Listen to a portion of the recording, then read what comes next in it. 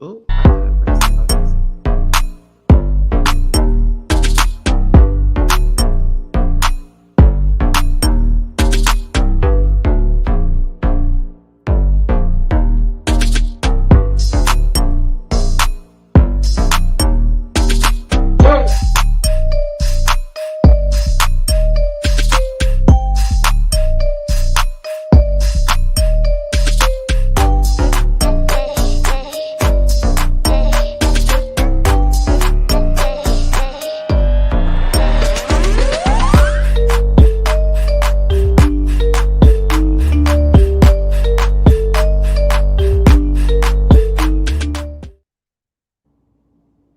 What's going on, you guys? This is your boy Scotty by Nature TV, of course, DJ the singer, and we have a special guest with us now. If y'all are Bravo fans and Housewives fans, y'all know this is Cdiggi, aka Chris. He is someone who goes to BravoCon all the time. He reviews all of the Housewives shows. He reviews way more Housewives shows than me, child. He reviews Salt Lake City. He reviews Beverly Hills.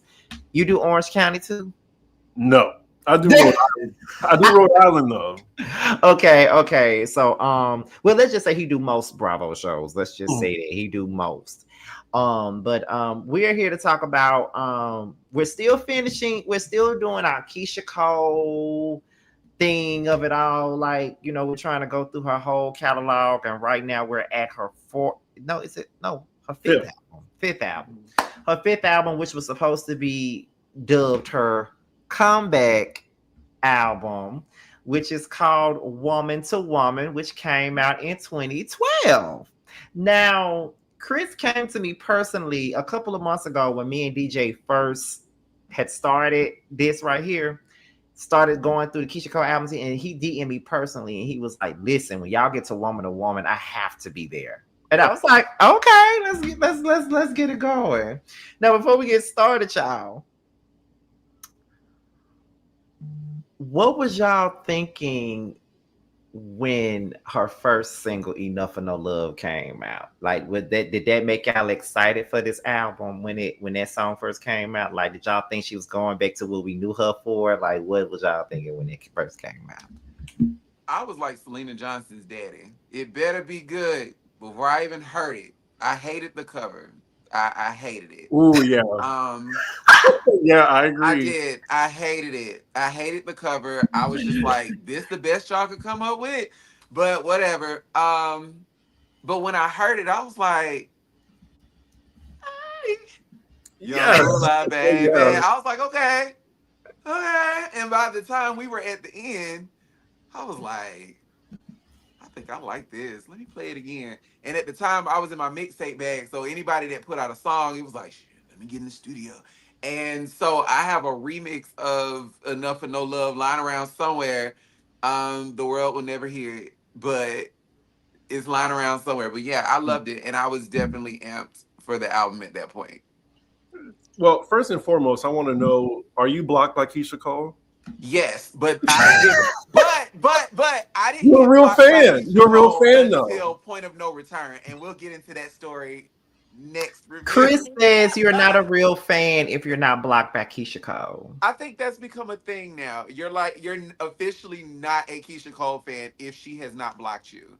Yeah. And then I went on a campaign to try to get unblocked, and she retweeted a remake of a song during the 11/11 reset era, but I was still blocked.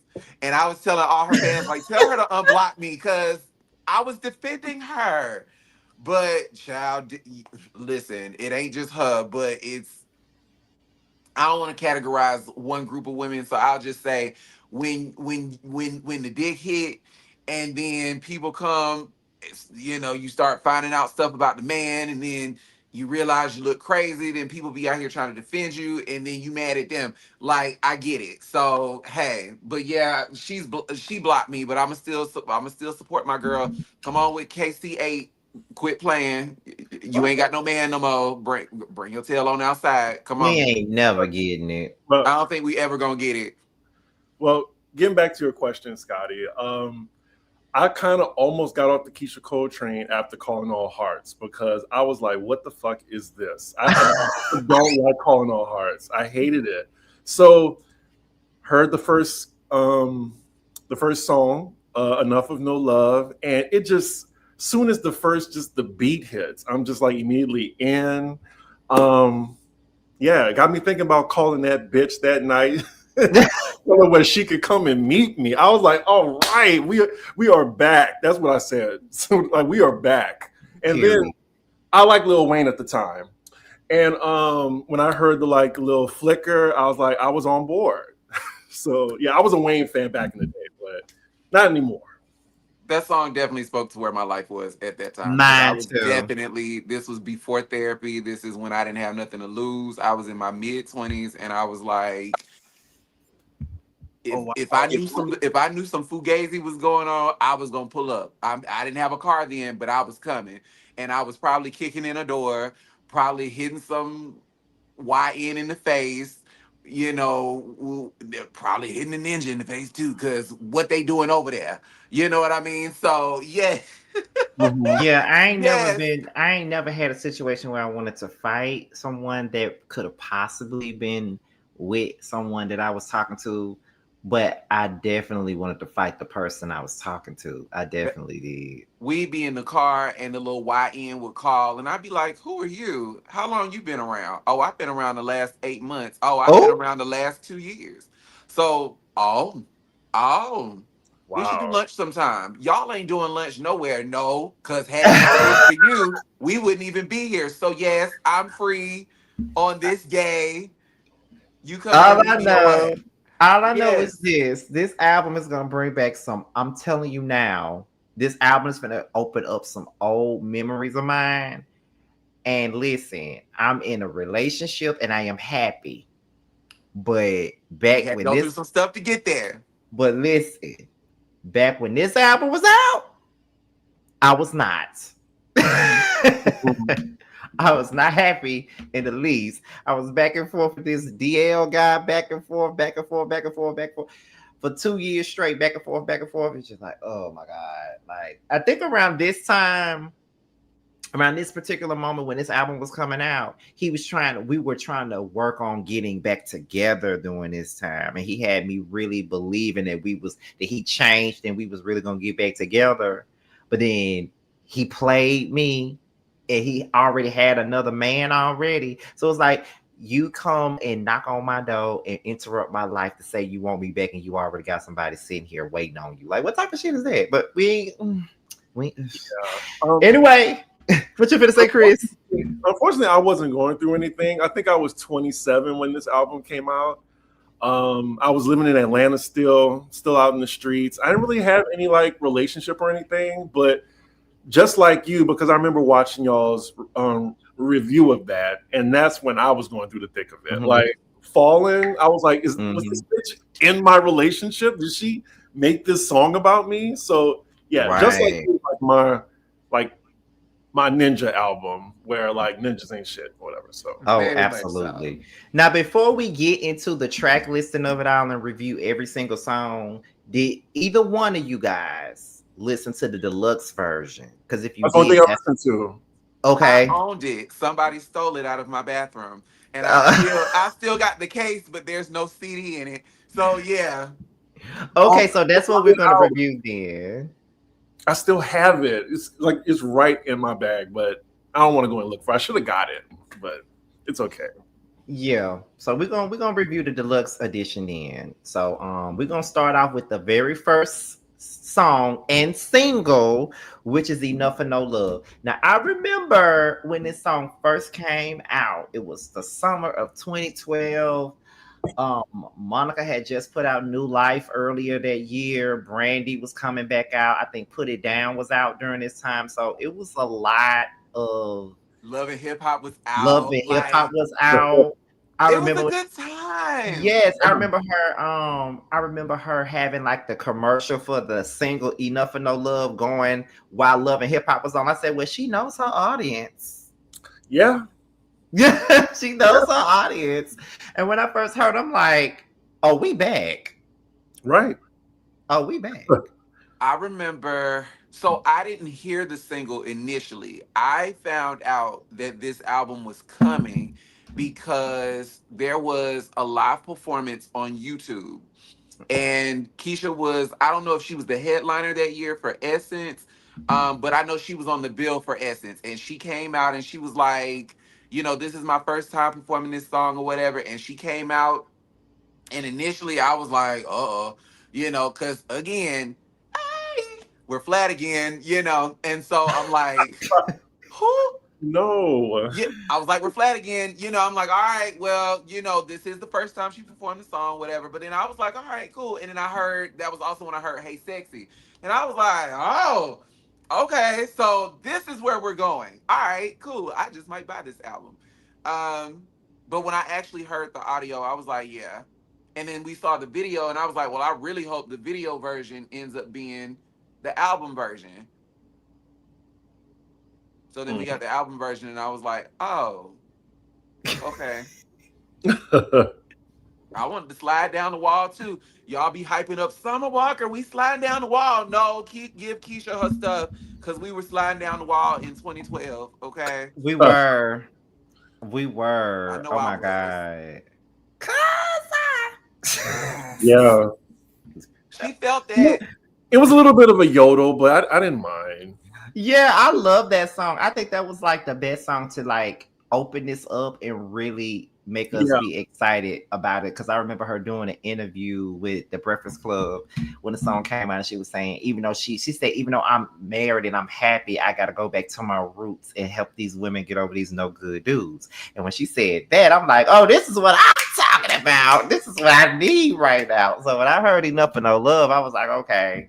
Let me ask y'all this. Oh, go ahead, Scotty. I mean, no, go ahead. I was done. Let me ask y'all this. Do y'all think that, so this album initially was supposed to be Keyshia's comeback album, but do y'all feel like, based on the material of the album, because it's classic Keyshia, it's this heartbreak material, do you think that this album potentially had a negative effect on her relationship and thus her career, because people by this point potentially had typecast her like, oh, she only does this one type of song, she's a one-trick pony, she's trying to come after Mary, but Mary eventually switched it up, and now you tried to switch it up, but now you're back at square one. This is why I said during that third album era, like, if there was ever going to be an album that should have come after Just Like You, it would have been something like this.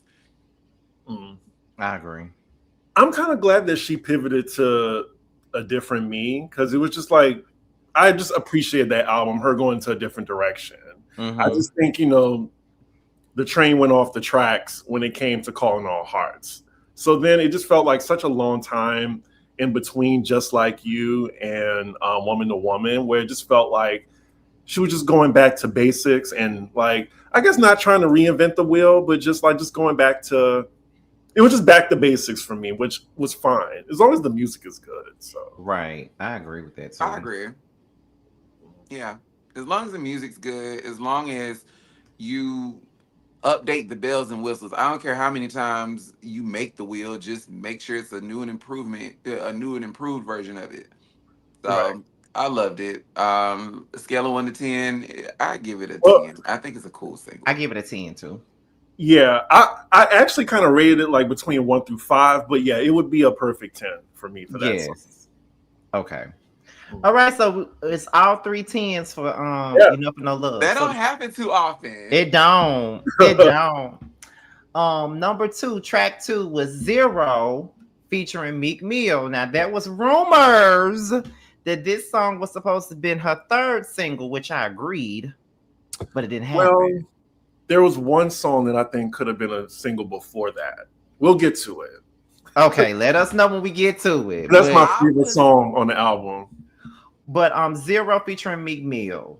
I played that a lot. It was a single that never was, and I think the shocking part about it, Melanie Fiona wrote that.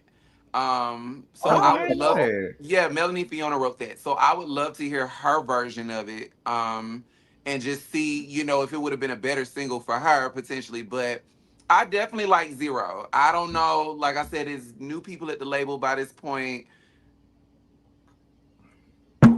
I loved it. Who's on your team, girl? Because the hits were there. The hits were on the album. Okay. They were. Yeah. And Meek Mill was hot back then. Yeah. I So don't even it's like Meek Mill, and he delivered that verse, toxic nigga verse. Sorry, toxic Yeah. nigga. but he did though, and it fit what she was talking about in the song. Like it literally fit what she was talking about. And I really wanted that to be the next single after Trust and Believe. Like I wanted that so bad because I felt like it could have been, but now it couldn't have been no part 2 to that because of the way Trust and Believe ended in the video. It couldn't have been no part 2 to that. But you know, I love that song. I remember when she performed it. It was some show, and I was like, I'm gonna challenge that. It could have been the sequel to Trust and Believe, and I'm gonna tell you why in a minute. Go ahead. But yeah, I remember she performed it. I think it was at an award show. She performed it. I'm like, okay, so they're really gonna go with this, and they didn't. And then it took them months to come out with the last single. It took them forever to come out with the last, but we ain't. Yeah, it did. But I was like, why is this not a single? It's upbeat. It's, you know, I like it. It sounds like one of those niggas ain't shit anthems that the girls would tune in to. You know what I'm saying? So I love that song. And the track listing I think was great on this project. Mm-hmm. Like from Enough of No Love to this song where I'm still on my feet. After Enough is No Love. Enough of No Love. So. Right. The video would have been a continuation of what Trust and Believe was. It's almost like, so at the end of Trust and Believe, which we're going to get into, of course, you saw the video, her boo, we just going to call him that, he died. Mm-hmm. It could be a pickup from the funeral, almost like, what's that show that's real hot right now that everybody keeps talking about? Because I just watched it, and when I tell you that thing was scandalous on Netflix. Polygamous. The Polygamous, yes. Like you could see Keyshia, you know, down in the casket or down at the grave. I don't mind rushing through traffic just to get dinner ready in time. And then you kind of see her go through her life, you know, through life or whatever. She finds out from the insurance company that man didn't leave her nothing. That man left her nothing, not the house, the car, the dog. He took it all and gave it to Tay Heckert. And so, yeah, like it could be a whole thing, but I'm gonna be honest, the label probably, they just kind of wanted to keep it. I feel like this album was a very commercial album for Keyshia.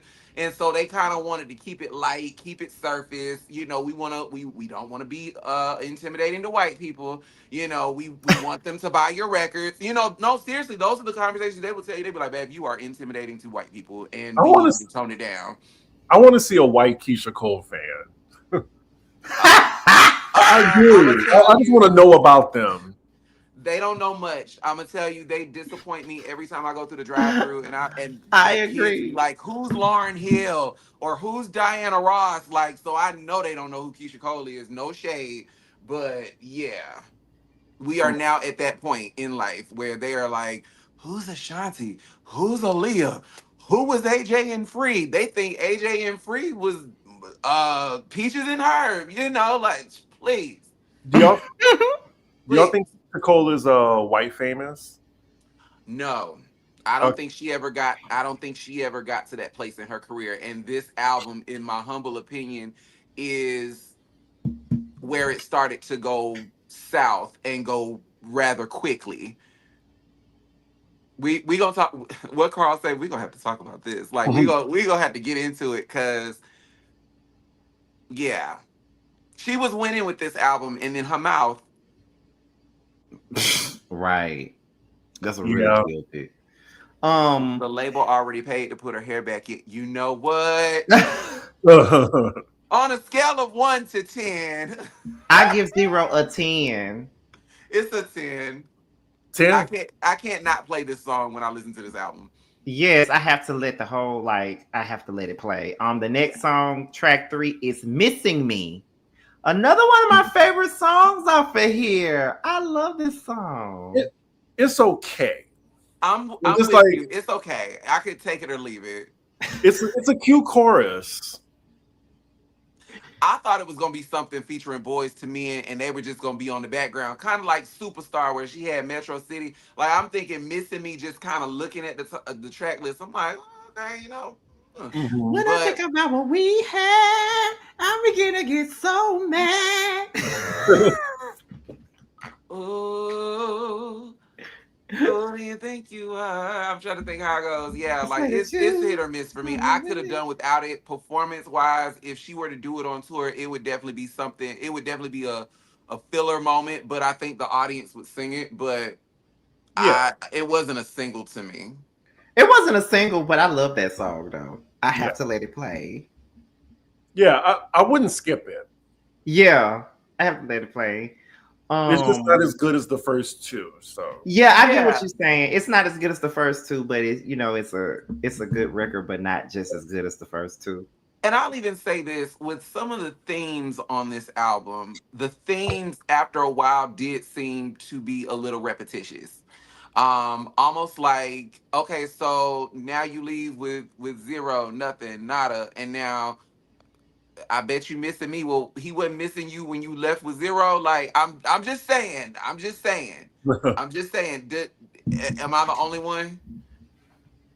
I feel like this was an album that a reality show could have helped. Mhm. Well, she had a reality show, remember? It wasn't about this. I feel It like it should. wasn't. I feel It like was it should have Keisha been about this. Cole. It was Keisha Cole Family First. No, we should Uh, have, by this point in her career, you weren't talking to Neffy.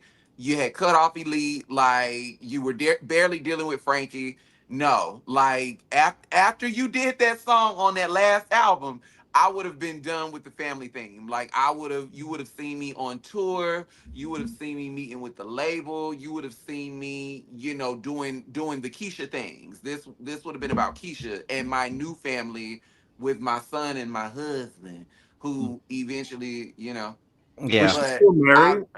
I would have made it about Yeah. that. She was Like, still married when this came out. you know, And I think she was having her like they was already married, but then on the show, it was like they were having another like they were having their wedding on the show. yeah. And she was trying to get Neffy and Frankie to be a part of it, and they didn't want to. Well, Frankie was on the show, and Elite was on the show, but Neffy refused. Yeah. Yeah, so I would have been and done with everybody. but for me, Keisha Cole knows that when she does a reality show, you gotta have Neffy, you gotta have Elite, you gotta have them because it's not gonna be entertaining. Yeah. So it's this one's gonna be a 7 for me. It wasn't an awful song, but I have to be in the mood to listen to it. I give it a 9.5. Huh? I give it an 8. Okay.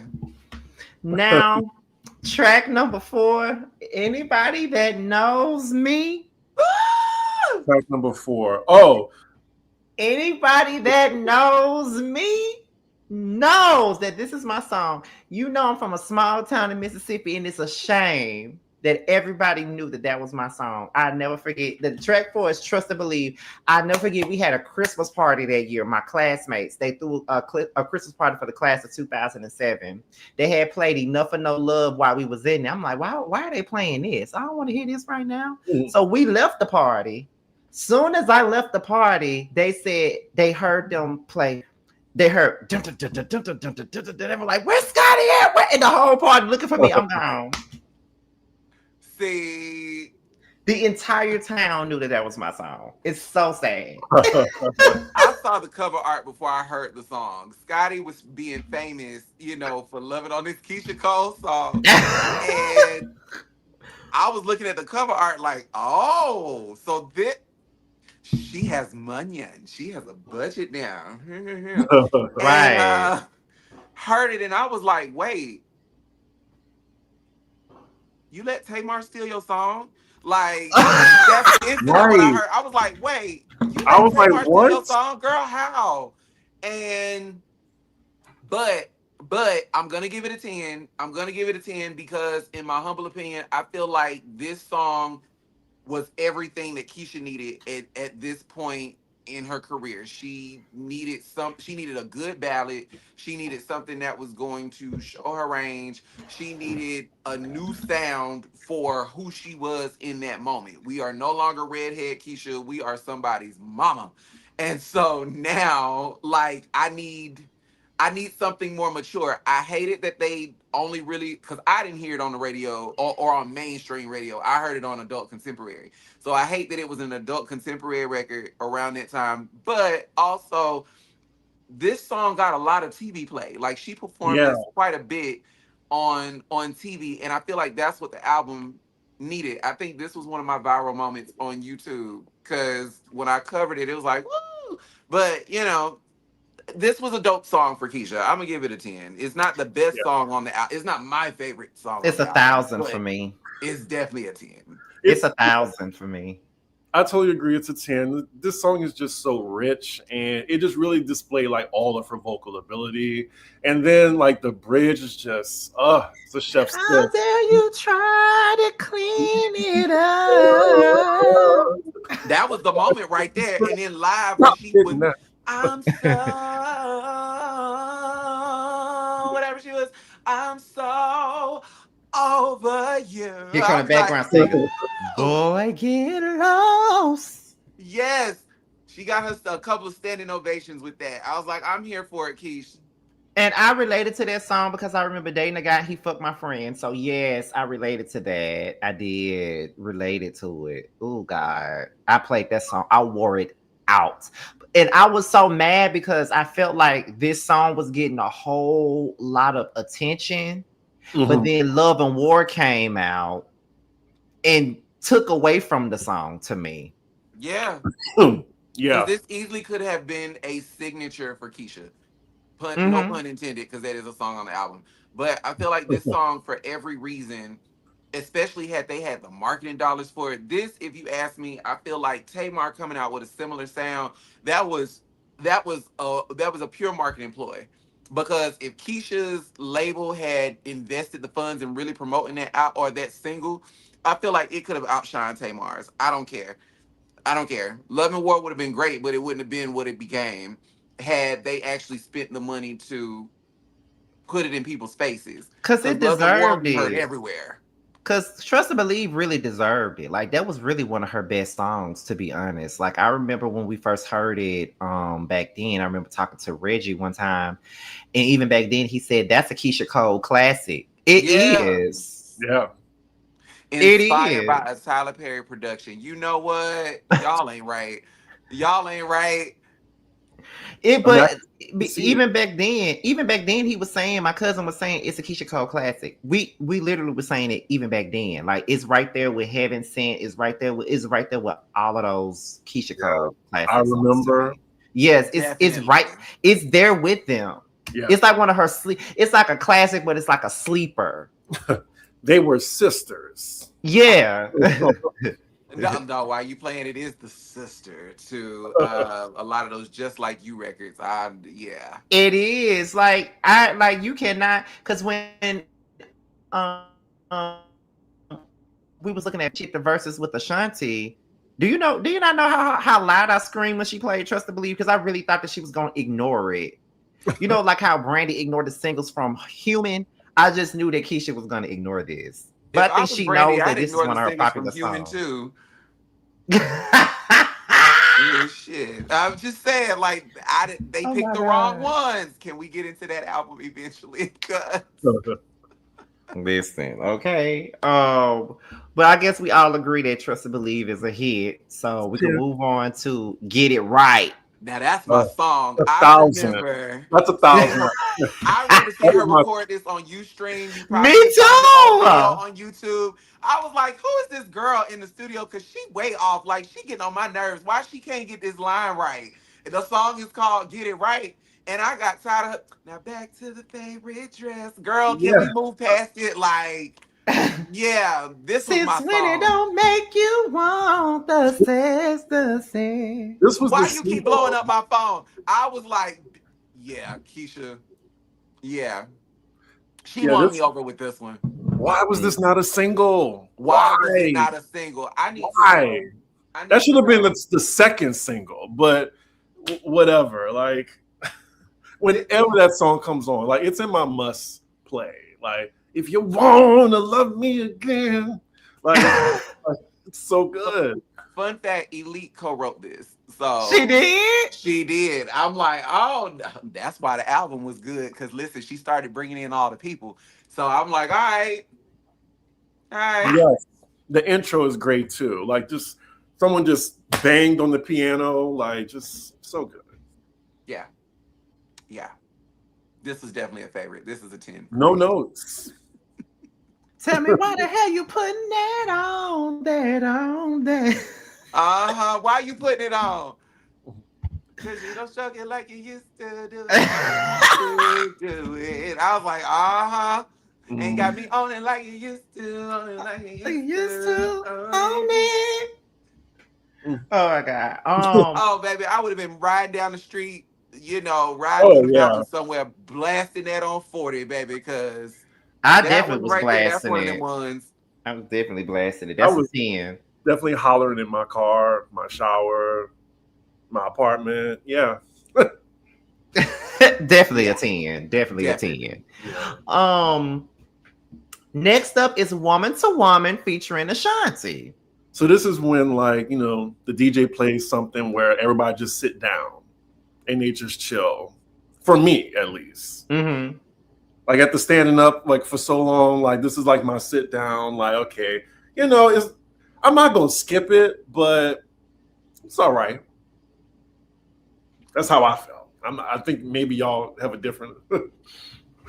So I remember, we're going back to Ustream, and I remember this song and Can't Make You Love Me were the two that Keyshia played. And I remember the conversation at the time was, we're looking for a female singer to be on this. And Keyshia she was said like, she I wanted want Brandy. She said, I could hear Brandy, like, and the people were throwing out their different suggestions. I was floored when I found out that Ashanti was going to be on this, but I was even more, it was definitely an exciting moment when I found out that Betty Wright co-wrote this.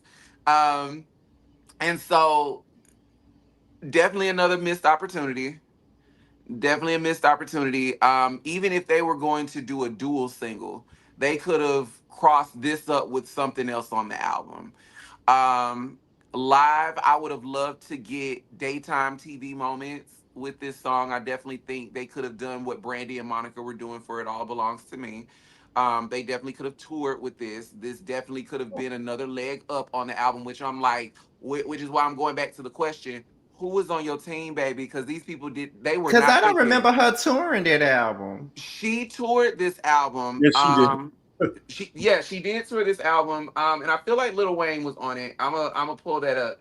But yeah, like this album had a lot of missed opportunities. Like we were talking about, Get It Right and Zero were potential singles that the label just, I don't know what happened. But this is also during an era and a shift in music where everybody and their grandma had a mixtape. Because shortly after this album, Keyshia started working on a mixtape. So everybody and their grandma had a mixtape. This is during the era where everybody was, just putting out free music just to put it out. And so you're seeing a vast decline. So that may be the reason why they didn't make it a single. But yeah, I feel like it was a missed opportunity. And now that I think about it and knowing the backstory of Ashanti and Keyshia having conversations of doing a duets album back in early 2000, it makes sense. It makes sense. Keyshia was dealing with Nelly. I mean, Ashanti was dealing with Nelly. But I know not only did she want Brandy, but she said something about Melanie Fiona too. I did remember Melanie Fiona, yes. That would have been better. I just wasn't excited with the pairing of her and Ashanti for some reason.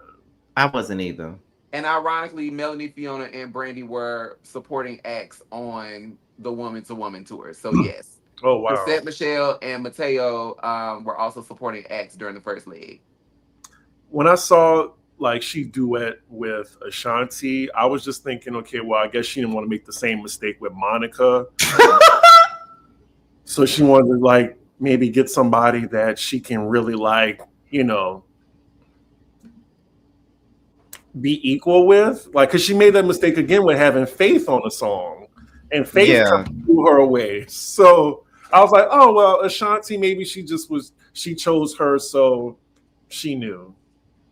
Child, Ashanti was bored at home and was like, I'm coming out. She wouldn't. It at some part of this song, Keyshia act like she didn't want Ashanti to breathe or something, because Ashanti was like, "See, we gonna have to sit down and figure this thing out." Then Keyshia come in and say, "You gonna have to tell me." I'm like, "Girl, wait." Yeah. I think she just didn't want like a challenge. She just wanted like something safe. Well, I mean, listen, it had happened before where she had a feature and they outshined her on her song. So she was like, I'm going to make sure this don't happen again. Right. That's what somebody said something. Somebody said something. And this time, the number was saved. Oh my God. Go ahead, Chris. I think Monica ate Keyshia up. I guess someone in the chat disagreed. I do. She did. Yeah, especially live. Especially on that live performance on the BET Awards, and Monica came out, and like the crowd went crazy when Monica came out. So yeah, Monica ate her up on her own song. Sorry, boo. Sorry, and I love them both, but no. Mm-hmm. Yeah. But what y'all rate this? I give it a 9. It's a 9. It's the single that never was. A 9. Ooh. Like sometimes I would skip this, so I would say maybe a 6. Oh wow, a 6.5. Okay, I can respect that. Okay. Track number 7, Wonderland, featuring Elijah Blake. I always skip it. I think I probably only played that song in totality probably 3 times. I skip it too. I ain't gonna lie. I had to remember what it sounded like today because I listened to the album twice today. Mm-hmm. I skip it. It was like Stay Down for Mary J. Blige for me. It's like, no, it's you didn't like Stay Down? I hated it. I love Stay Down, especially now. I love Stay Down. It's a skip. There was, even on that album, like there were so many other songs that y'all could have gone with for the second single, and that's the best y'all could come up with. Remember the video? Remember that little cheap ass video they did with the green screen, and she was in that damn fake ass snow? What is my kid, man? If we can, and she hated it, and so did I, because I'm like, girl, why would you put out a single like Just Fine and then come with that? But you had so many other good songs. Them first 3 songs, tell your mama you in love with a grown woman. Like, why wasn't that the single? Because it was all up and through them Target commercials. I thought it was Work That, because they was playing that on the radio. That should have been a single. Well, they should have put money into it. There was no video. Yeah, because they were playing that on the radio before Stay Down even was released. They was playing Work That on the radio in Mississippi. They played it all the time. Grown Woman, If You Love Me. What was my other one? Work in Progress. Like, y'all, we'll get there when we talk about marriage. When I tell you, stop listening to these label people. Now, here's the deal: like the label people, the suits, they know what they doing to a degree. But when we talk about hits, like y'all be trying to play safe, and y'all be trying to play white people, and they don't even know who these people are. Like, no, skip. Next. Right. Do you hear me? On a scale of 1 to 10, it's a 4. I could do without it. Oh, not a 4. A 5. That's what I'm gonna say. I give it a 5. It ain't terrible, but it's just one of them songs where I would skip it all the time. Like, I'm like, I don't want to hear this right now. I'm scared. Yeah. Okay. It's on all the time. Track number 8, I Choose You. We're back on track. Yes, we are. Yes, we are. That was the third and final single. Now, which took them forever to put out. Let's be clear. You took the words out my mouth. First of all, it took them forever to put it out. And in my humble opinion, I feel like it took them forever to put it out because by this point, Keyshia said what she said about Michelle, and that was it. The album once again was an album that came and went. It took them forever to put out I Choose You. Then when they did put it out, they didn't even put it on mainstream radio. They only put it on urban AC. It's a good I want song. to hear Jennifer Hudson's version of this. Yeah, she did record that song. Because what the people don't know, Jennifer was working on a third album around that time, and that was a song that was a conversation about being on that album. Because she had another song that came out called "Gone, Gone, Gone," Mm-hmm. which is another one, another hidden gem that people don't know. But yeah, like that one, I was here for it. But yeah, I Choose You should have definitely gotten more. Like I said, it's a ballad. You're on daytime TV, nighttime TV for sure. Maybe we could have gotten you a placement in Being Mary Jane, but it just was not.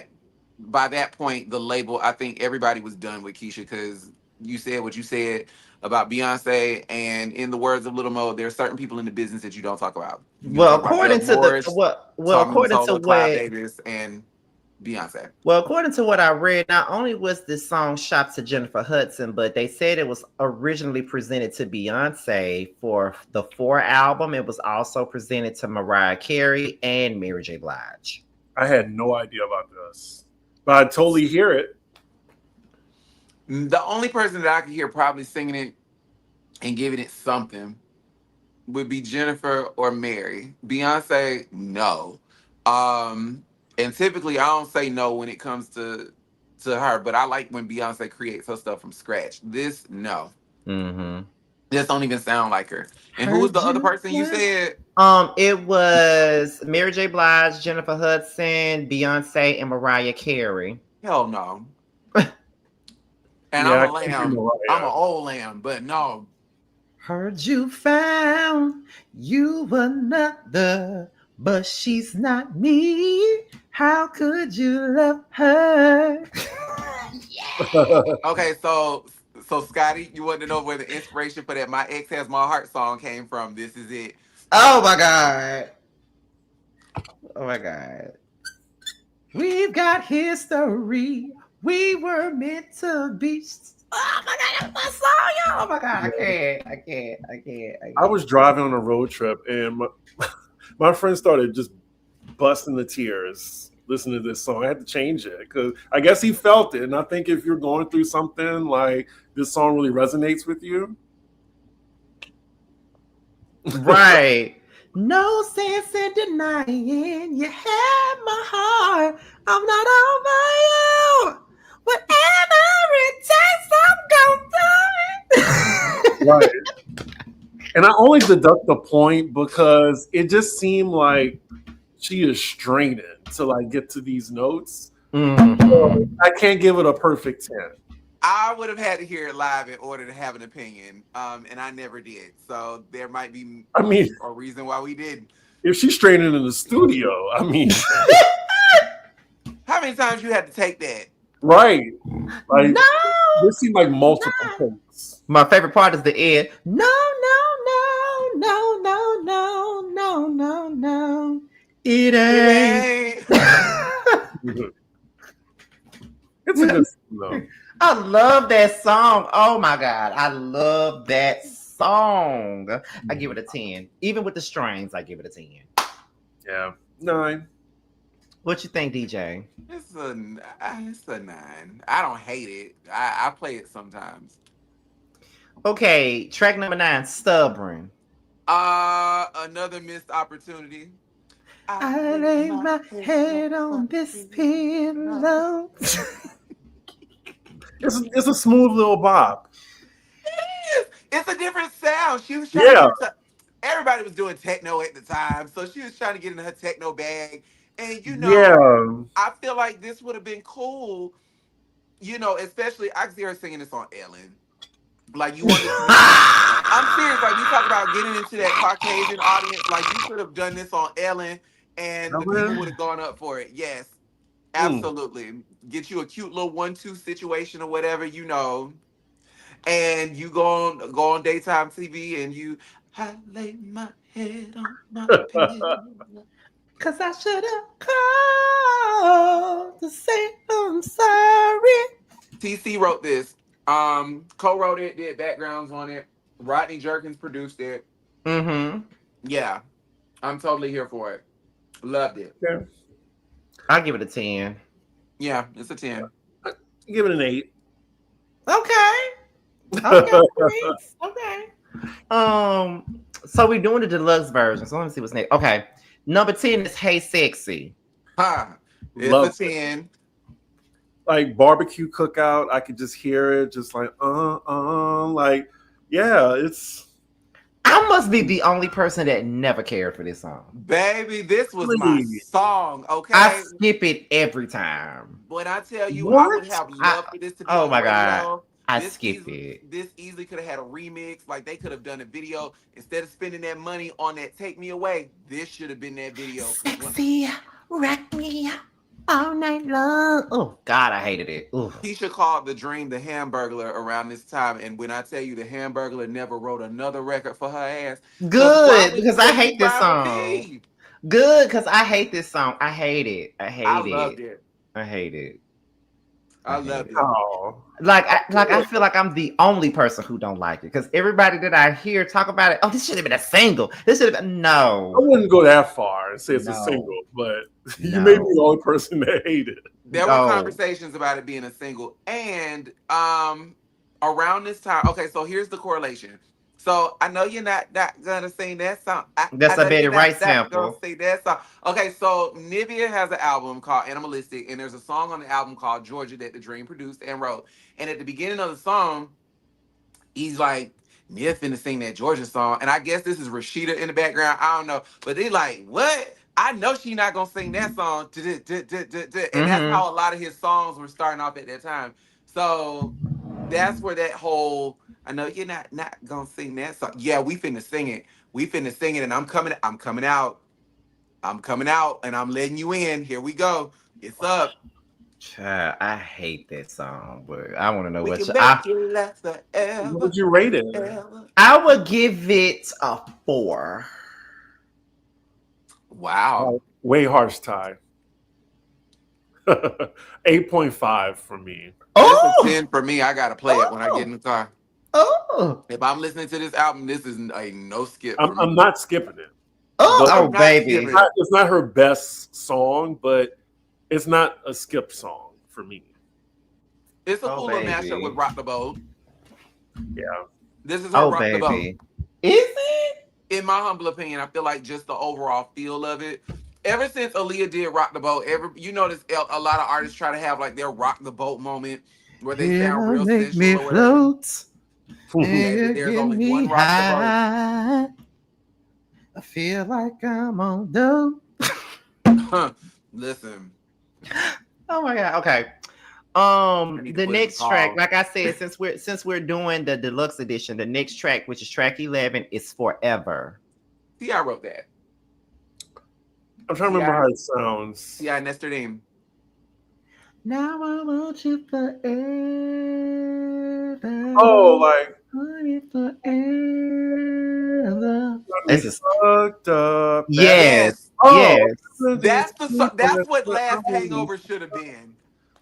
I skipped this one too, to be honest. I skipped this. I like this song. No, I have to play this.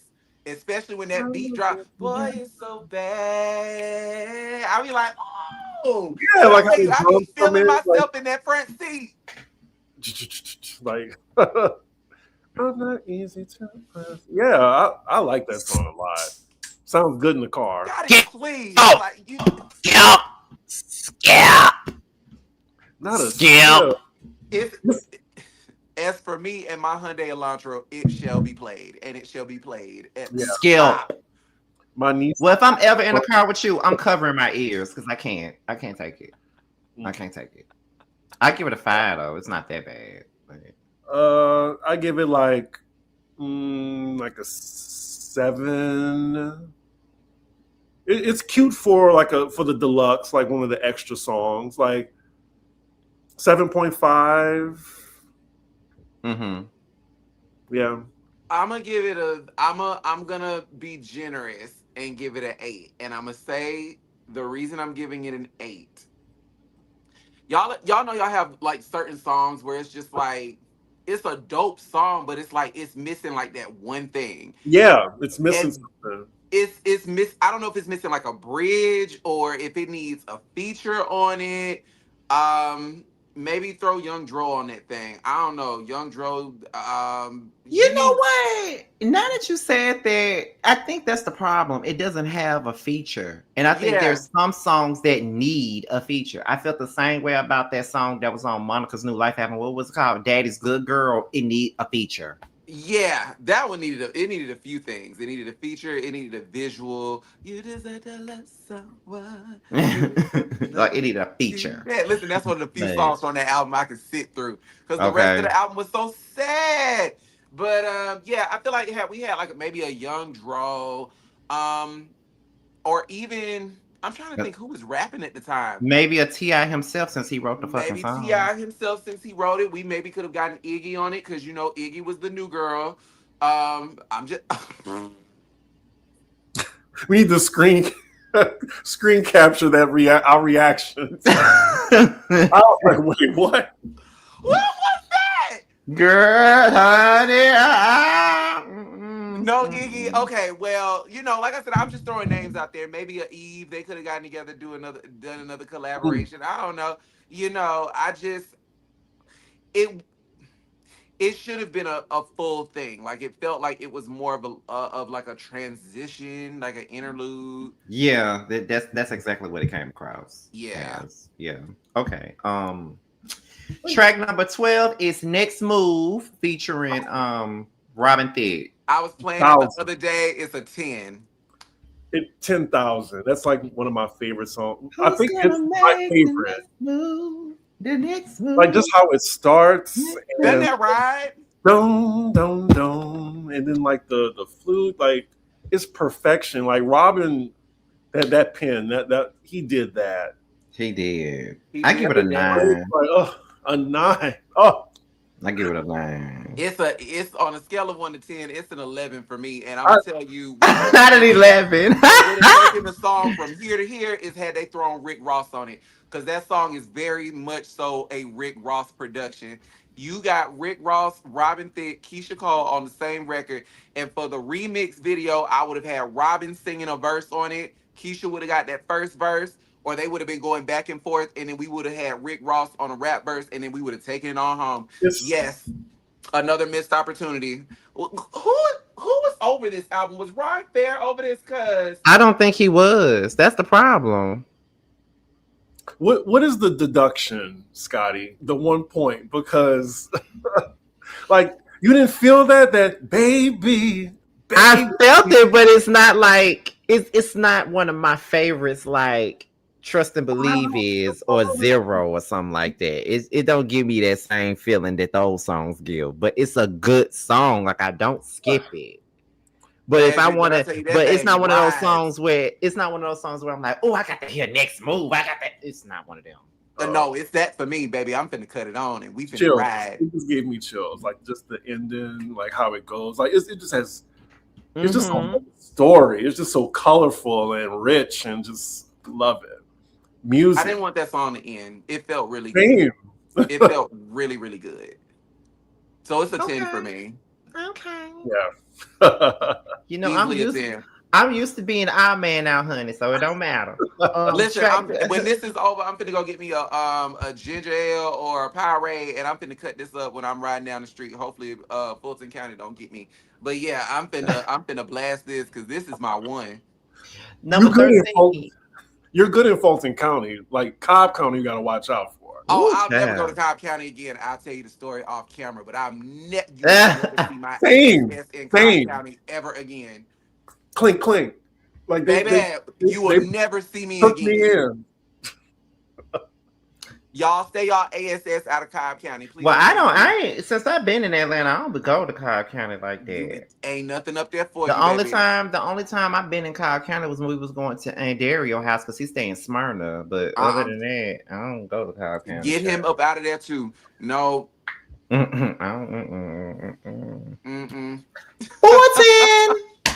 or Clayco. Yeah. Cause I love me some College Park, the DJ. I love me some College Park. Listen, I love me some College Park too, but you ain't gonna see me outside after a certain time. They ain't taking. And See, I like to hang in the hood. Nah, baby. I love me. I told my mama that. I said when I move, I'm gonna move to College Park. I love College Park. College Park is not what it used to be. I love it. Do you hear me? I love it there. I love College Park. Maybe because I'm a hood booger, probably. As you can see, I'm drinking champagne out the bottle and not in the glass. I mean, but, it's fine. you know. The next song is "Who's Gonna Hold Me Down." You know, like I said earlier, I was thinking about the things we went through while we were together, and I can't believe we're not together anymore. I mean, all of the things I dealt with, all of the times I took you back, and now you're not with me anymore. Really? How did you turn all of this around on me? But it's been good. It's all good. I just got to figure it out. Did she ever figure it out? It was definitely giving Shaft vibes. And I was totally here for it. Yeah. Um, Great bonus track. Great bonus yes. track. Scotty and I like to laugh about these little interludes that she be having in her songs. And I have to say, that one right there, Who's going to it was play your cards right, but it was this one too, where she I mean, I can't believe we're not together anymore. I mean, all the times I took you. It reminds me how about what was it? Maybe about 2 weeks ago when we did the A Different Me review, and we was laughing at Player Cards. Right? She was like, "Luther Vandross, Daddy.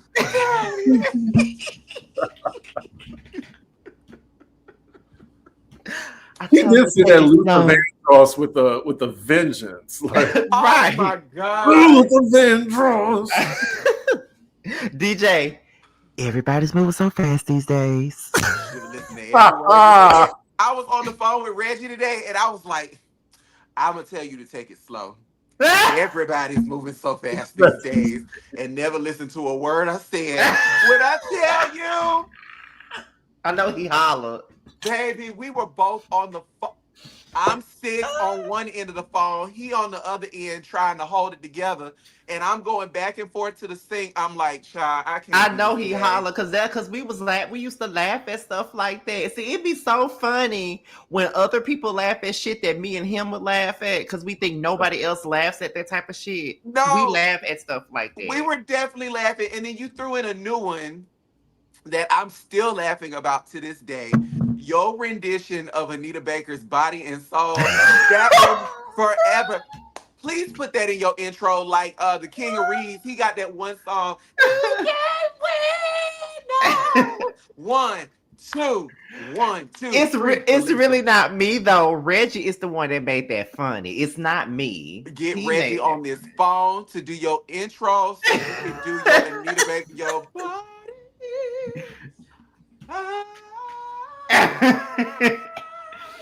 I love me some Anita Baker. I promise I do. Oh my God. But Who's Gonna Hold Me Down?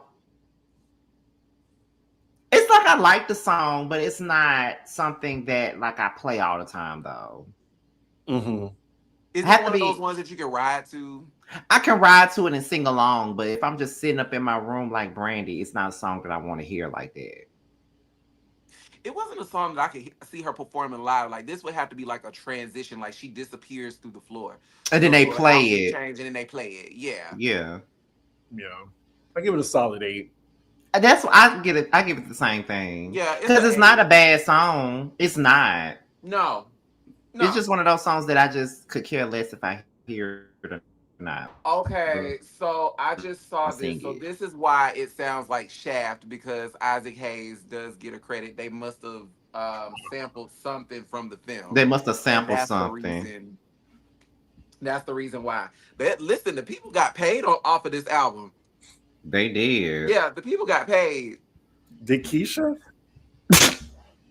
Well, you know what? As a writer, she probably did because she co-wrote if not all, well, It's This so girl, funny that her name is in these credits, and some of these songs I heard she didn't even write. But okay, she must have changed a word or two in it. yeah, she must have changed a word or a melody. You know, this was during that time where the people were just where they started changing stuff in the industry to make it more current day. And so, you know, you could get credit if you changed a note in a composition, you were getting credit as a writer. So, yeah. Can I ask you something about that? Do you think they should get credit for writing credit for changing like a melody or changing a word, or should they get credit for that? How much are you changing? I think that's what matters. How much are you changing? You know, it's and I say that because so like give you a perfect example. So like when we did the Colors record and my ex has my heart on there, I came up with the concept because that was my real life. That's what I was living. But the lyrics, the initial set of lyrics, I didn't write it. I didn't write it. It wasn't until I went back, I changed the hook, and I think I wrote or made major adjustments to that second verse, and I think I wrote the bridge. And so that's when I was like, okay, well, cool. Now I can get credit for it. But if somebody's just giving me something and I sing it tad different than what's on the demo, then no, I shouldn't get credit for a writer. But then I also know there are some people who will give you credit just because you were in the room. It happens with a lot of artists on their first album. You got the baby mama, girlfriend, and the son who had nothing to do with the song, but because they were in the room, They don't deserve no damn credit. no, but that's what happens. Like you literally, that's how you see a lot of these people. They be like, "Well, what do you do?" As a songwriter of yesteryear, because I haven't written nobody's song in 6 years. As a Yet, songwriter of yesteryear, yet, I I'm putting you on low key. listen. I don't want to give nobody no credit just for sitting in the room. You didn't write this. You didn't come up with this melody. Like, no. I see it all No. the time, and you be What? like, she wasn't. I went to a seminar a few years back. Chanel from Young Money, D Wood's older sister. Mm-hmm. She was talking about how even in her instance, when she was writing some of these songs for Khalees and the people, she like there'd be people in the room and we see the split sheet and it's like, well, why is this person listed on it? They didn't contribute to this. They were just in the room, and then she'd be like, Shh, just be hush about it. And so, or if that's how you feel about it, then we'll just take you off the song altogether. You know what I'm saying? Like what I tell you, that's why I'm like, the people want to be famous. The people don't want to be in the industry for real. Because if you know what you know, like these people are. This industry is treacherous, Cause, Becky. cause to me, I remember, like, for instance, even with Keyshia, before I heard the actual Trust and Believe record by her, I heard another artist sing the same song. Somebody named Kendall sing the same song. And I was so confused when I saw Keisha's name in the credits. Yep. Because I'm like, you didn't write this? Yep. I remember. I'm trying to think who told that story. It was Keisha. For the 11:11 Reset album, there was a song she wrote. Like she called in the band for the production, whatever. And the producer tried to charge her. I think she said 125 grand just to put the song on her album. And she's like, "I paid for the production. What are we talking about?" And she was like, "Well, if that's how you feel about it, I'll just leave it on the table." And so suddenly that was one record we never got. Wow. Yeah, it's crazy how the industry works. This is partially why I would rather stay in podcasting than write anything for anyone. Not, but that's crazy that me and DJ became friends because I was a writer back then. Yeah. So, Hmm. a Yeah. songwriter back then. But He's still a writer. He just hadn't written in a while, but we're gonna change that in just a sec. child, I haven't written no song since the pandemic. Do you hear me? It's all right. And sometimes I feel like, because sometimes I feel like I'm not going through shit, so there's nothing to write about. Like I'm not going through nothing. I don't If feel nothing.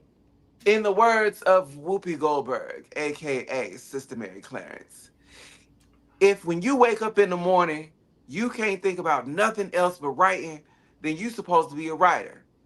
I'm gonna say the same thing to you. Yeah. When you wake up in the morning, you can't think about nothing else but singing first. Then you're supposed to be a You singer, sing girl. it, girl. Well, what's the moral of your story, sister? What's the point? Oh my God, I can't Read with it. you. I can't with you. Child, we are living amongst the children who were left behind. They can't read or sign a check. Hell, they can barely Oh sign their well, names.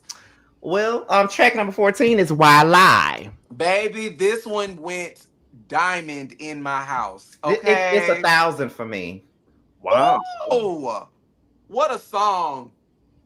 Why would you lie to me? But I Like, found out. Can you hear my heartbeat? cause it drive, it drive, it drive. I don't Baby, think when I Chris tell you like. that drop, Listen, DJ. I don't think Chris liked this one too much. It was cute. It was a cute song. it felt more like a freestyle more than anything. I've been giving you all of me, all of me. Is this a Yeah, bonus? yeah, yeah. This is a bonus song, right? Yeah, Yep. it's off the deluxe. So yeah, it's Okay. one of those bonus songs. When I tell you this was my song, I still play this song and play the shit out of it. Like, yeah. It's almost like squeezing an orange. There's no more juice in it, but I'm still squeezing, baby, because I got to get some more out of this. She did that. She did I that. think I didn't like the production that much. Like it was just It oh, did get. Now I will admit, as much as I love this song, it did give SoundCloud. It did. yeah. Production wise, it gave. Who produced this? Did the same people produce it? No. I was gonna Mm-mm. say it kind of puts me in the mind of like it's the bass line, but it kind of gives it flows with the sound of the album. I'm gonna go with that. It flows with the overall sound of the album, especially at this point in the album. You know, it would be a perfect flow into I Can't Make You Love Me because they both kind of have similar elements. So Okay, so what do you get? Because I said I give it 1,000. baby, that thing went diamond in my house, so you know how I So I feel want to know about it. what Chris give it because he ain't really a fan, child. And I want to know why. I give it a 7 because But that's generous. Yeah. yeah. I mean, I don't hate it. It's just Did somebody play this song for you and they were just like, why did you lie? no. Like I love the chorus. It's just the production just seems a little basic for me. Okay, I get it.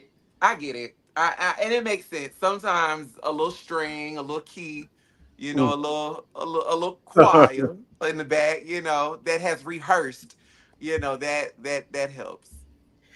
But I wouldn't. Okay. Yeah. Same. Now, because of the place that I am in my life, this song does it for me. Track number 15, Signature.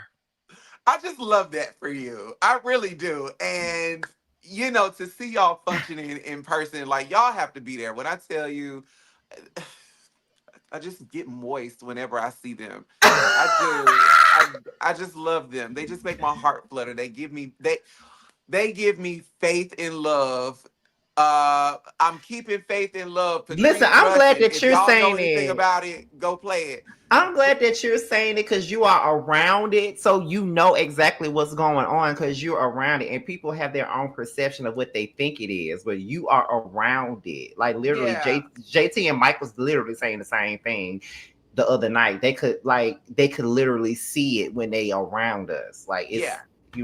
So it's when the people be like, "Oh, he don't really like Scotty," girl, move. Listen, some people, you can say what you want. Well, Bando's only claim to fame is he was with Scotty. Well, baby, if you ask me, it's a great claim to fame to have because some people's only claim to fame is finding a pillow to lay their head on that night. you So you know, sign your name on my heart. this song, I don't hate it, but I don't play it. I skip it. I play I it skip all it. the time. It's I skip 1,000 it. for me. It's 1,000 for me. I play it Y'all gotta all find the me time. somebody so I can be running around here playing all these love songs and cheesing like I just hit the numbers. Like y'all gotta find me somebody this second half of 26. But here's the thing. I think Keyshia kind of struggles kind of closing out an album. Mm. 'Cause, Okay, tell I me why never you say thought about that. that. Tell me why you um, say that, Chris. well, just from the albums that I love from her, like the first 3, like it's always a strong beginning. and But it's then like a week closing. a week closing. Yeah. Okay, so let's go back real quick. I Let's go think back The real Way It quick. Is had the strongest closing. Talking about Never. Yeah, Oh I feel well, like yeah, Never. yeah. I feel I'll like give her Never that. was the perfect closer. But see, this is what. So I'm gonna say this because I think I said this at one point in the review, in somebody's review. There comes a point where the label takes their hands completely off an artist, and they take off the training wheels, and that artist gets to go in the studio and make whatever they want. I Mhm. feel like contractually, we need to have a clause in there that says, every artist doesn't get to have creative control, because sometimes once the label takes their hands off of it, the artist just goes in the studio and they just put out everything, every and anything, and everybody's not blessed to have a self-titled Beyonce album, you know, which we will get into at a later date. Or Everybody's not. Four. You know what I'm saying? Like everybody, baby, I love for Because I like love everybody's not Four. blessed to have those type of end results, and so I feel like with Keyshia, as her career progressed, there was less involvement from Ron and the label, and she kind of got to make the decisions. And I feel like that may be why this album specifically, but even the other ones, because even when we did Calling All Lovers, even that one didn't. The way it ended, it was kind of like meh. Mhm. It was. I hated the ending. I'm like, baby, y'all should have put some more time in on this. I just wanted like a strong closer. Maybe have next move last. Hmm. I can see that. Because sometimes when you have an album, you want to close it out like with this big song, big ballad, Yeah. big. Because when you think about, because I'm not sure if you listen to K Michelle like that, see Chris, but I would say that with her second album, she closed very strong with her country song. God, I get it. That was the perfect way to close it. Hmm. Um, I don't know about Mo Issues Than Vogue if Sleep Like a Baby was a solid closer or not. Sleep I'm Like a not Baby sure. was the single that never was. When I But say this ain't about K. We ain't gonna go there. But with Keisha like with even with Just Like You, if you take away the remix to Let It Go, the closer was Work It Out. with Trust on the deluxe version without Monica, and I I hate that absolutely version. I hate loved it. I it. hate it. I hate it. I hate I'm it. gonna I go play hate it it. tonight. I hate I'm gonna it. play it in Scotty's honor Don't tonight. play it. Don't play it in my honor, bitch. Cause I hate it.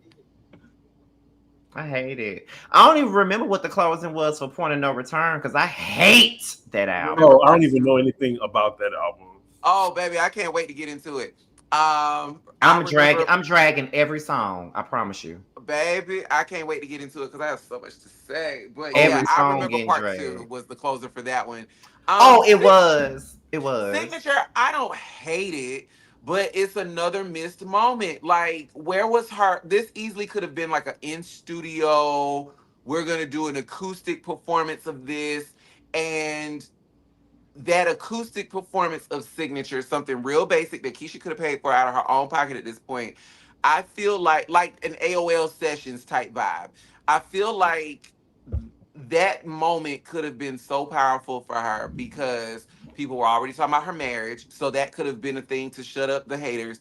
But they were also talking about her vocals. She still can't sing live. Okay, this would have been another perfect opportunity. Take that melodyne off your vocals, get you a guitar player, and just sit on a stool and flat foot sing.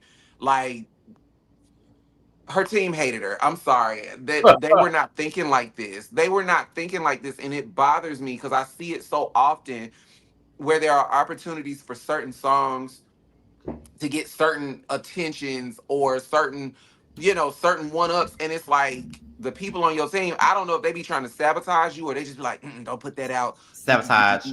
But there's no reason why, other than the fact that Keisha said what she said about Beyonce and then Michelle.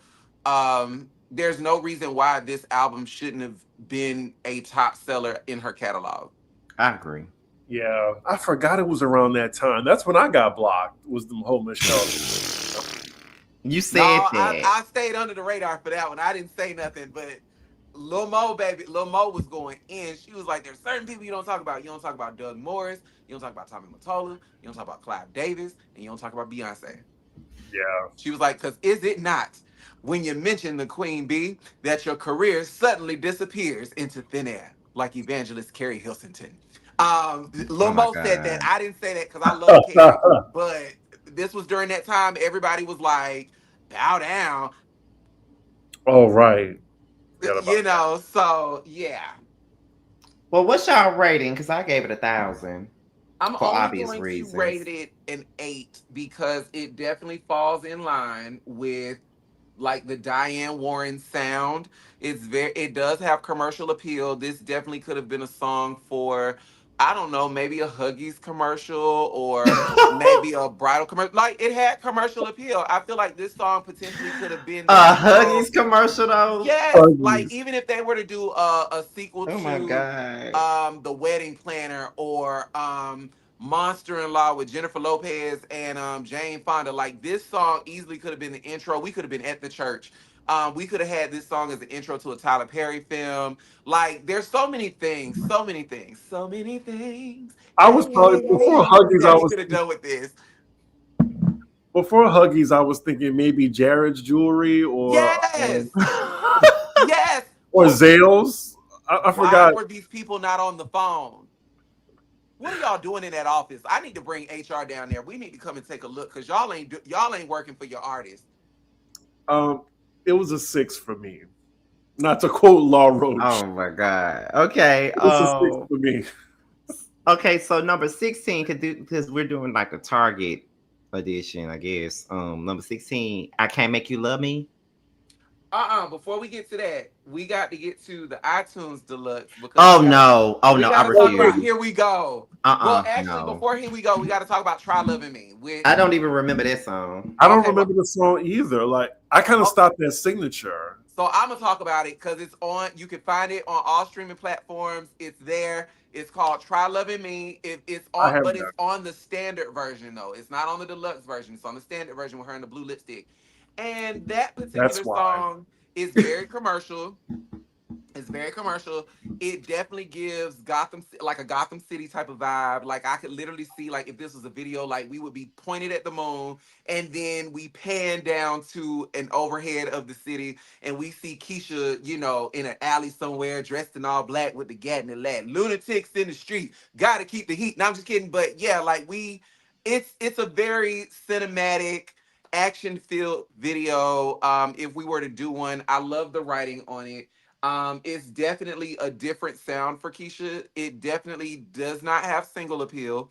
But I feel like this might have potentially, to some extent, I feel like this song might have been recorded during the different me sessions because it definitely is a different feel for what is. But yeah, I like it. Try Loving Me. That's kind of where I'm at in life at this point. Shit. Come get on this chariot. Come try loving me. You'll love it here. Go ahead and give your mama back her key because you ain't coming back home.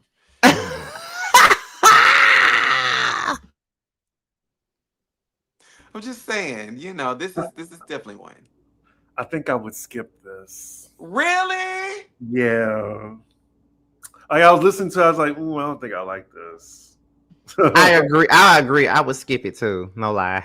There was none of that, but she was like, let me holler at you. I was like, all right, well, come holler at me then, Keish. Come holler at me. We're gonna get into Here We Go in a minute, but Please no. Yes, Please. we have to talk about Here We Go. No. Because it's on my playlist and it was, baby, listen, I'll take that over Last Hangover and half them songs from Calling All Lovers any day. I can't wait to see what you have to say about No Complications. I don't even know these songs. These are songs and these are like deluxe songs. So like No Complications God, I was hate a it. deluxe song from the Point of No Return era. But Oh, gotcha. Here We Go was Keisha's hand at techno. It was And terrible. I have to say, It's terrible. It's terrible. although this is gonna sound so shady, and I really want the people to know, It's terrible. it's not terrible, but I will say my friend said, It's terrible. if you don't turn off that choir of cats, and I was over here, I was Listen, I was in it. I was here for it. Whoever I told you liked that they it. didn't. Whoever told you that they ain't lie, because she sounded terrible. I liked it. It's hot. DJ, I love you down, Oh, friend. now here we go. It's Go, horrible. go It's down to the love. horrible. You It's don't like? horrible. I hate it. It's terrible. I'm gonna tell you the part that I didn't like. I'm gonna tell you the part that The I didn't whole like. song. The ending. The ending where she's, oh, here we go. Like when she did that and it was off beat. That's the part that bothered me. It sounded like she was off beat with the here we go the entire song. But I did like, I know your type, your smile, those eyes. Whatever it was, whatever the words are. Child, somebody get Whitney Houston on this. Because Whitney would have killed it, but I was here for it, okay? What it put me in the mind of, it was like, "Lord, take me now." Like it was kind of giving that. You don't It's a like it? zero for me. What's the name of the song? Here we go. I don't even see it on Spotify.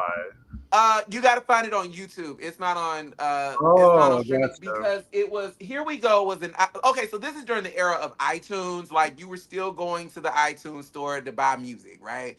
Spotify, I think, was a new thing. Apple Music, I don't even think was even. It wasn't. It wasn't a thing yet. Okay, I didn't think so. Like I was still going and downloading MP3s off of Google to put on my Android. That's how long ago this was. Anyway, Badu.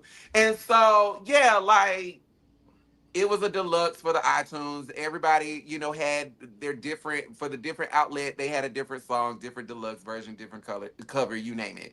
And this song you can only find on YouTube or on some third party site. But I appreciated it, and I think I might play it tonight along with the other Why song would you in do that Scotty's to honor. yourself? Why would you do that to yourself? This is a Oh, terrible here we song. go. Oh my God, DJ. I really thought that we were kindred spirits when it comes down to music, and the fact that you are going, and the fact that you are going up for this shit is just crazy to me. I guess you like cat screaming cat soul, basically, because that's what the fuck it is. Because that shit is horrible. Screaming cat soul. Listen, Scotty, we can all be cats trying to fight our way out of a plastic bag. But she was trying to fight her way out of that song because she sounded a mess.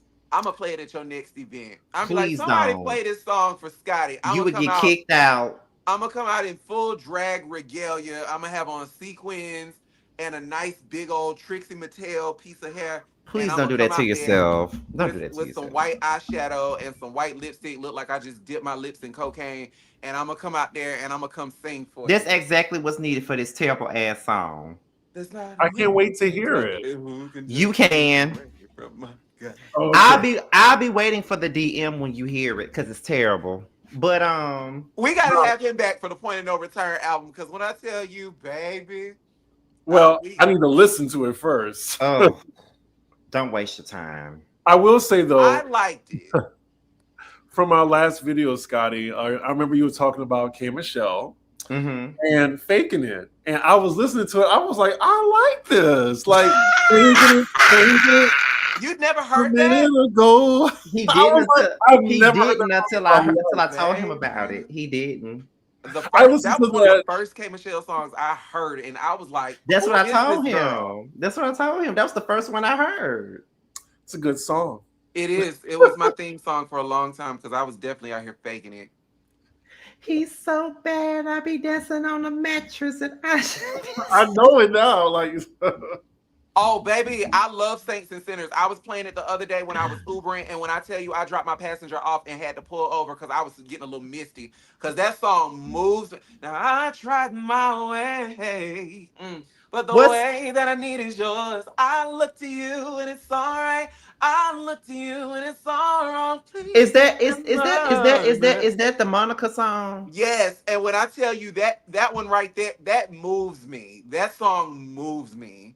That is, there's certain gospel songs I can't listen to because I will have a fit, and that I'm is still tickled. I'm still tickled at Chris finally hearing faking it. I'm so tickled. I'm so bad. I be dancing on a mattress, but I'm so good. I should be becoming an actress. I should be. What she say? I should be an actor, but that's important. No, I should be an actress, but that's important actor. I be like Sally. He really, Really, really really like like me. me.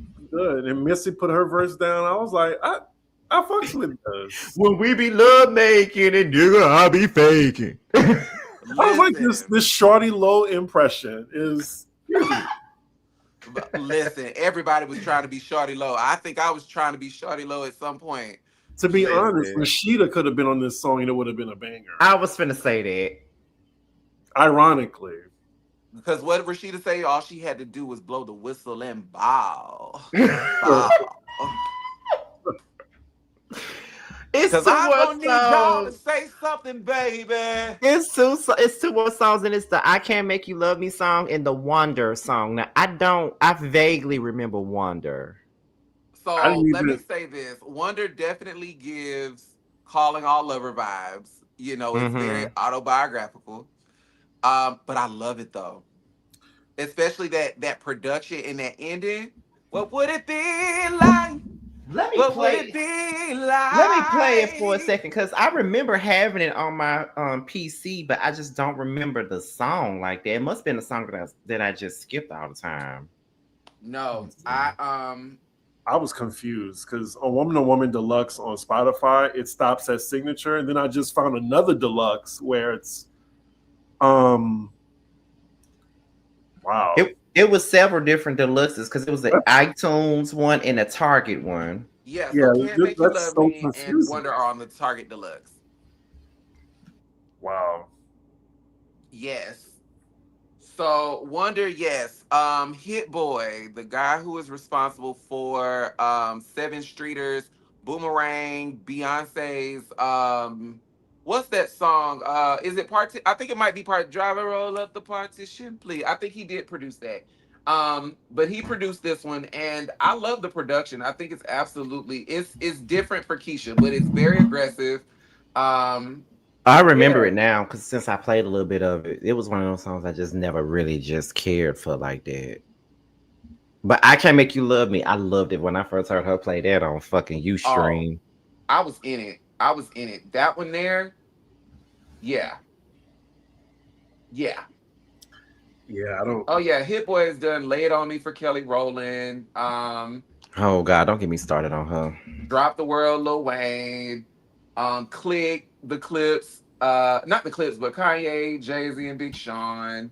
EXO for Beyonce, that's the one that he did. Oh, I love when I tell you EXO is probably one of my favorite songs by Beyonce. Oh my God, I love that fucking song. He did that and he did Thick for Beyonce. So yeah, just Oh a my little backstory. God. I remember, like, I'm telling y'all, I know this ain't got nothing to do with Keyshia because I know we at the end, but since you brought up EXO, I would never forget the night I heard that she put out that album and no Where one were knew it y'all was when that album coming. came out? I was at home. I was in Memphis. I was literally at home and I'm like, wait, what? So I'm listening to it. And Drunk in Love was the first song that just. I was gagged. I was in Memphis in the bed of someone who I thought loved me. And I remember waking up to a text message. My phone was going off. Everybody's phone was. And this person that I was laying next to was like, your phone was going off all night. You might want to tell your fans to pipe down. And I'm like, what you talking about? And I looked and everybody's like, Beyonce dropped the album last night? And I had to wait a week to listen to it because they didn't even do physical copies. I was still Android, so I didn't have anything Apple. So Apple got the exclusive, they got priority, and then we had to wait like a month before physical copies were available. But yeah, when I finally did hear it, I was like, oh, When I tell you, acting all modest and pure and demure. Drunk in Love was everything to me when I first heard it. And then when I heard EXO, I'm like, Jealous was always my one. I think I was excited when I heard Haunted. It was just something new for her.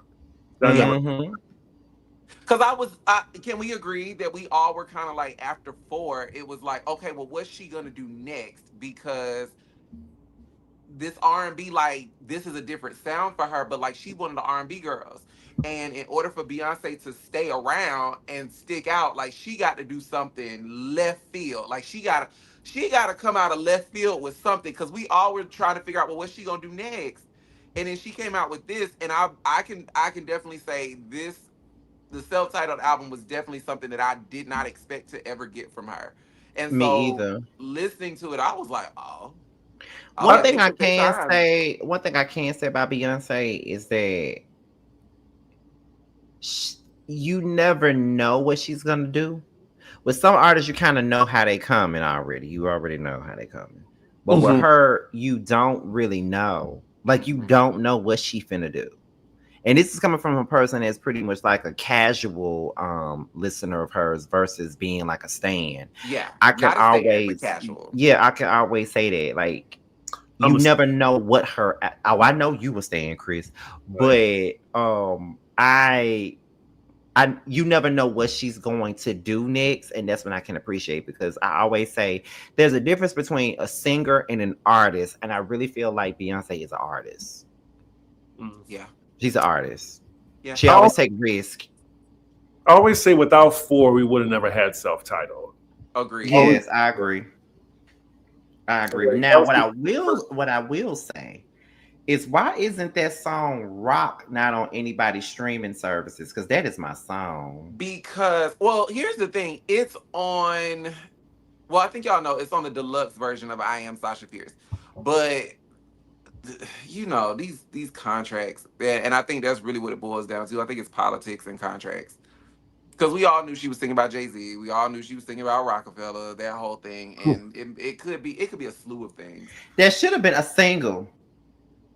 It's my least favorite era. So Yeah, Uh, I feel like it could have been a single because everybody loved the song.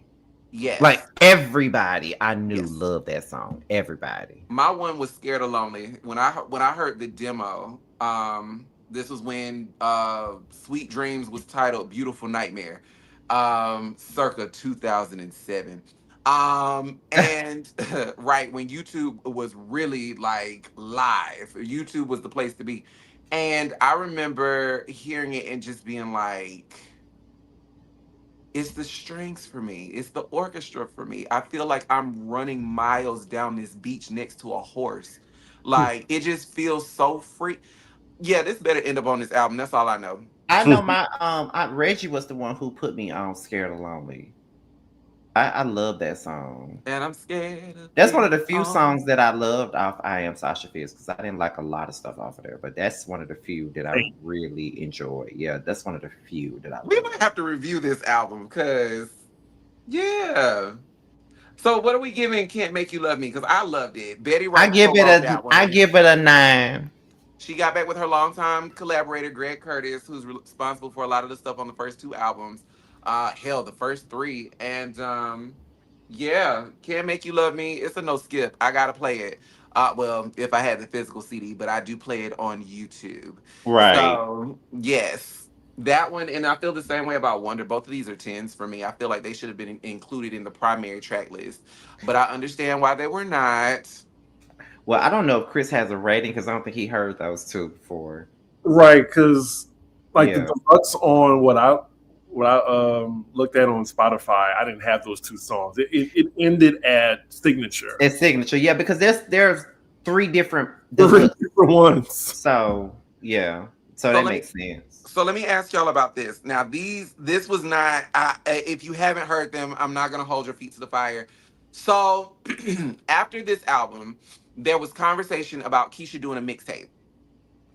We are transitioning into the point of no return era. So she was doing like she had what was it? She had a remix to Power Trip by J Cole. She had also done a remix to what was the Miguel song? No, Was it it was a Chris Brown song. loyal? Loyal. So those were songs that were supposed to be on the mixtape. We never got it.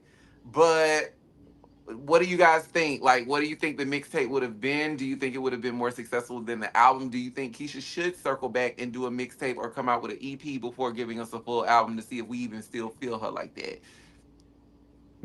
I don't know at this point. What could Keyshia have done during this era that would have probably put her a step ahead of the people?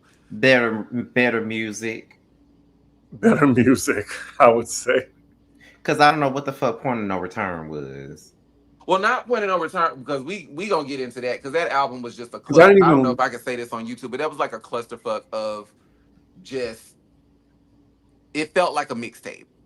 Exactly. But for Woman to Woman, like, what would you guys have liked to see that would have put this album maybe a step ahead, or just giving Keyshia a little bit more fire behind the heels for this album? Well, I just think that the biggest problem with Woman to Woman is that it started off strong, but then I think a lot of things prevented it from finishing it strong. Like, Enough and No Love was a great way to open it. Trust and Believe was doing well before Love and War came out.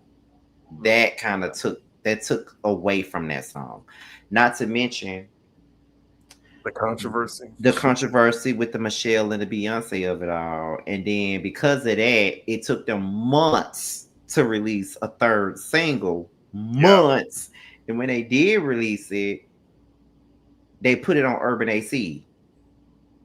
So it's kind of like it's a lot that happened with it that I don't know if it really could have changed anything. Because I think the Michelle and Beyonce thing really fucked her up in the long run, really. Absolutely. I think that's what really ruined the rollout for it. Because I'm looking at some of the reviews on the album, and something that we said earlier, better music. I think more or less, to add to that, let me give that a little bit more flavor.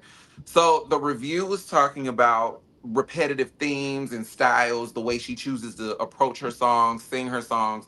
I think had we gotten a little bit more diverse with the subject matter, but also just the overall sound. Like I said, we got Stubborn, we got Here We Go, but I feel like there should have been a little bit more experimentation.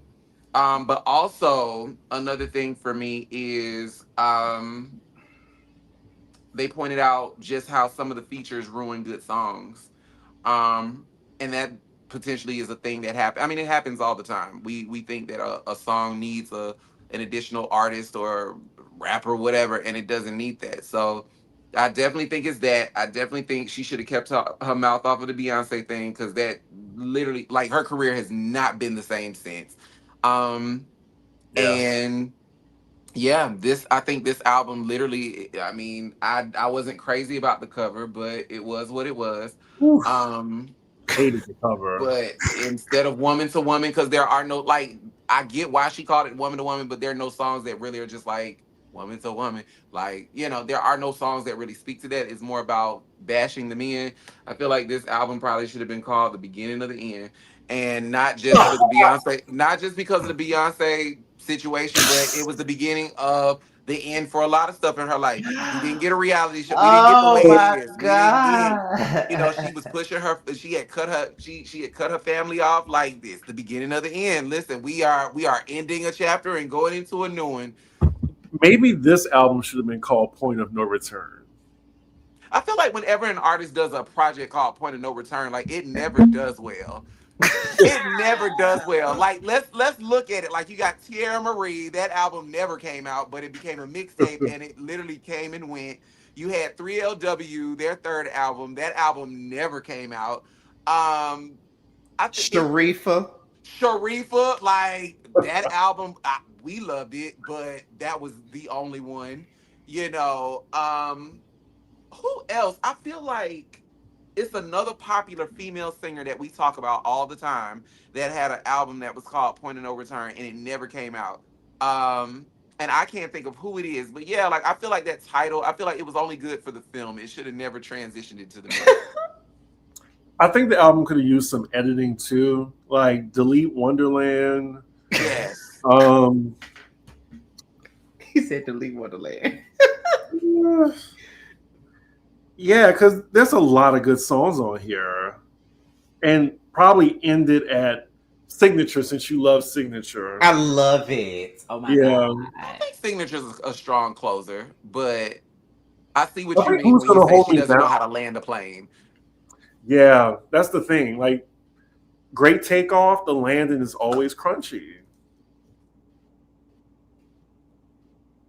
Yeah, I can agree. Well, hey. I can agree. But overall, I would say this album, I give it like a solid B plus, 8.5. It's still a strong album to me. Her last strong album. Yes, her last one. Literally 'Cause I the know last what one. the She fuck tried them. with 11:11 reset, but it She didn't missed. try hard enough. And she didn't. It just missed. I think this album, truthfully, follow me. I feel like this album should have been the only album that she utilized Elijah Blake. Because going forward on these last two, I feel like it's more of an Elijah Blake album than a Keyshia Cole album. Mm. Maybe he was It just cheap. it sounds like him, and he might have been.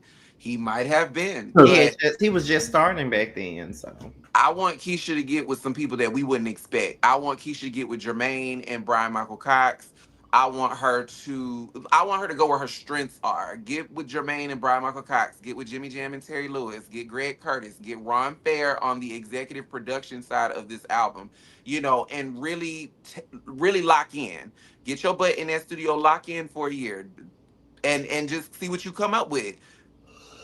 Work with Mario Winans, like work with the people that you wouldn't expect. Because I truthfully feel like, even though she's put out 2 albums since then, I truthfully feel like Keyshia really does still have some fuel in her. But I also think losing her mom, and you had another kid, and that relationship went to shit. Like, she's been on quite a ride these last couple years. So, like I said, we trying to give you some grace, girl, but get your butt back in that gym, change up the hair, give us a cute little bob or whatever, but give us some music and really, really lock in. it's Cause really been I can't believe that it's been 9 years. yeah, since 11:11 reset. Wow. Wow. I think she's just eating off of nostalgia now. Yeah, she's a legacy artist now, so it's I kind of hate that like because I remember when she came out and it's like legacy, but she has so much more to give, I feel. But I could be wrong. She might not. I don't I know. mean, because we're gonna close it out with this. Because Carlos King was on the We Sound Crazy podcast recently. I don't know if y'all listen to them or not, but I love the We Sound Crazy podcast. Shout out to the We Sound Crazy podcast. Carlos said that legacy artists don't need to make new music. Nobody wants to hear it, and we only want you guys for nostalgia records and nostalgic tours and shit like that. We only want to hear the old stuff. We don't want to hear no new stuff. I think it depends on who we're talking about. And to be quite honest, I didn't want to agree with him, but I kind of do in a sense, because although I listen to it, there's other people that won't. Like SWV came out with 2 recent albums that nobody listened to. People have Yeah, been asking Faith and Kelly for new albums, and they They're both not have listening been to like, it's not even them, it's these investors. Like, even Faith broke it down. She's just like, why would a label put up even 75 grand for me to get in the studio and make the album, and then nobody listens to it? I'm creating a bill for me. Mm-hmm. I'm like, well, Yeah. since you put it like that, Yeah, because they're not gonna buy it. Like they can sit up here and business wise, it doesn't make sense. yeah, There's they not can a sit up here demand. and say we want a new SWV album. We had 2. And I think that's kind of where we are with Keyshia, because I can even say, I would buy it if she were to Yeah. put out another album. But if we look at the climate and where music is now, the only way Keyshia could even contend, if we be completely honest, Keyshia would need to collaborate with a Summer Walker. She would need to collaborate with a SZA. She would need to collaborate with a Doja Cat. She would need to be collaborating with the new girls and the new producers with the new sounds in order for her to even be a part of the conversation. Because we have those girls. We don't really need Keyshia. I'm not saying we don't, because we Same love with her, Monica though. I don't even think she needs to release another album at this point. and she got 2 albums in the vault. But who's going to buy? who's gonna buy a Monica album in 2026? Well, here's the deal. So I feel like Monica has a leg up. Her and Brandy both have a leg up because they're on tour and it's all eyes on them. I feel like Brandy and Monica, because they are a force together, I feel like now would be the greatest time to do a docu series or and turn it into a reality show and put it on BET, call the show Brandy and Monica or whatever y'all decide to call it. Brandy and Monica, The Boy Is Mine, the tour, whatever. And we get 6 episodes. And in the interim of those 6 episodes, we see y'all with y'all family. We see y'all in the studio and we get singles from both of y'all. And then we go on tour again. Like, that's how you do that. That's how you set that up. But if it were not for this tour, I would not be putting out an album. And Monica said she got a country album and an R&B album sitting in the vault. So, girl, let's come with it while the iron is hot. I'm one of those. Strike while the iron is hot. Do not let that iron cool off, because that's when you're in trouble. Yeah, but that's what legacy artists have to do. They're all these people we're talking about. They're all legacy artists now. Like, Crazy, right? Because we remember them when they were 12. I mean, Because even we were 12. Beyonce at this point, Beyonce is slick a legacy. People still curious about Beyonce, But the only difference is people still care. But because she's never taken herself out of the limelight, to be honest. But what about in hindsight, she can be considered a legacy artist because of the amount of years she's been in the industry at this point. Like, she's been around since '97. That's legacy to me.